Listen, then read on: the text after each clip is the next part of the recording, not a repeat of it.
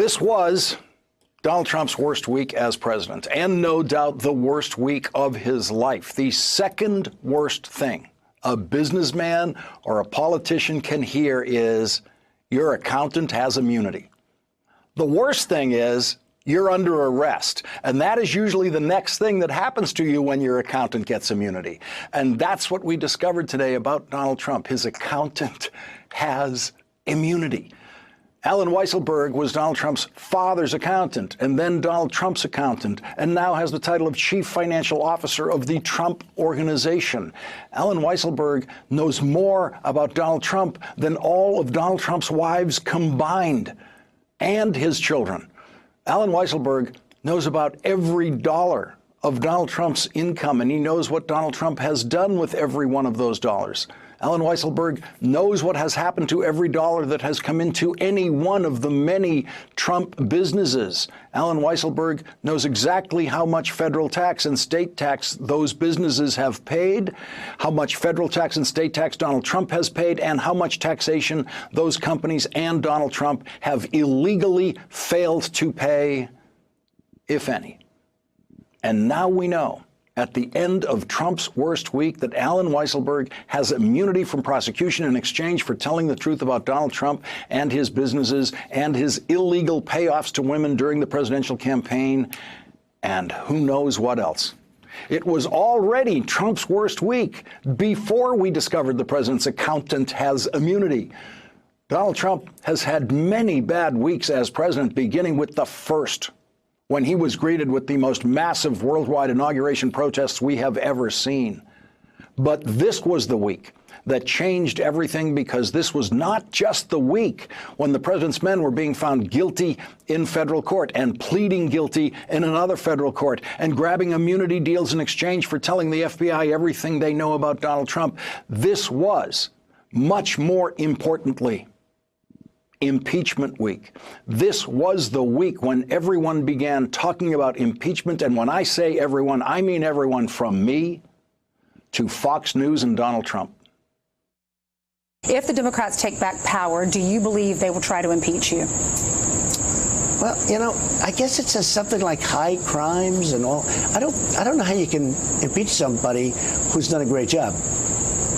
I'll tell you what, if I ever got impeached, I think the market would crash.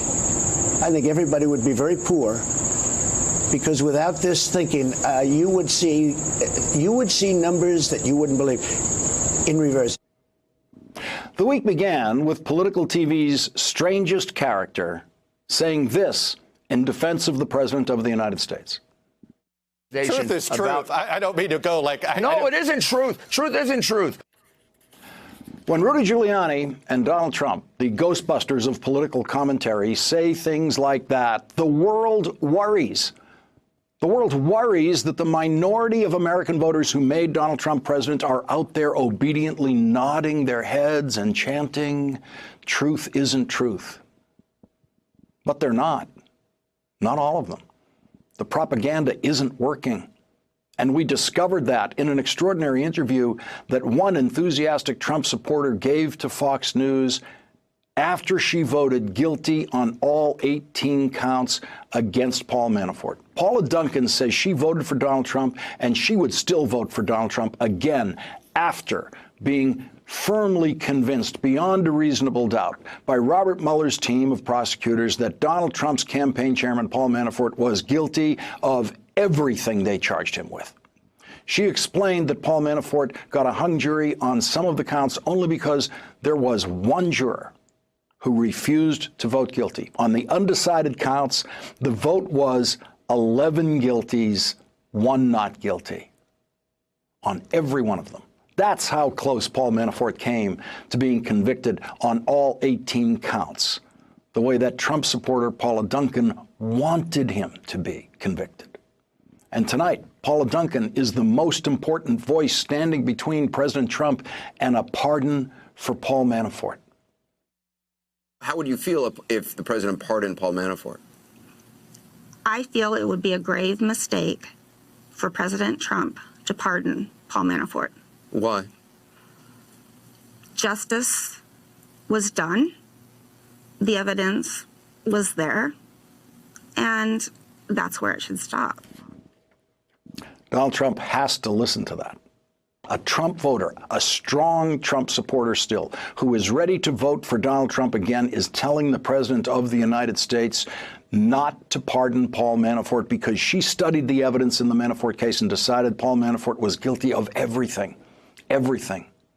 Forget what Rudy Giuliani says to the President about pardoning Paul Manafort. What Paula Duncan says is much, much more powerful. The Paula Duncans of this country are now Donald Trump's worst political nightmare. Paula Duncan was supposed to think it was all a witch hunt. Paula Duncan was supposed to think Paul Manafort didn't do anything wrong. Paula Duncan was supposed to think that truth isn't truth.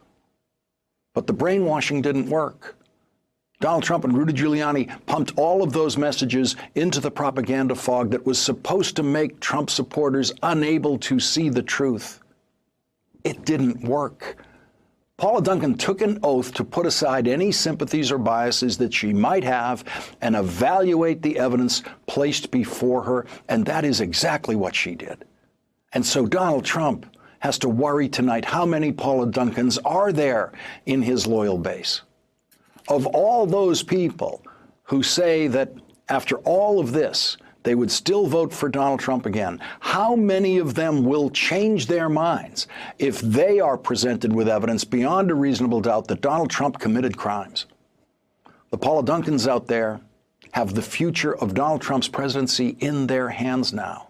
Because if some of them, if half of them, turn against Donald Trump, if they are presented with proof that he committed crimes, then Donald Trump will be impeached and he will be removed from office, even if Republicans still control the Senate, because that would mean that enough Republican voters turned against Donald Trump that 16 or 17 Republican votes to convict the president in the Senate would be possible. Impeachment is a quasi-legal, quasi-political process. If there is proof beyond a reasonable doubt that the president committed crimes, then the legal elements of impeachment would be satisfied. But the votes on impeachment would still be a political calculation. If the Democrats win the House of Representatives, as polls indicate they will, then the impeachment process will surely begin, with the United States Senate serving as the jury in the trial. Removing an impeached president from office requires 67 votes in the United States Senate.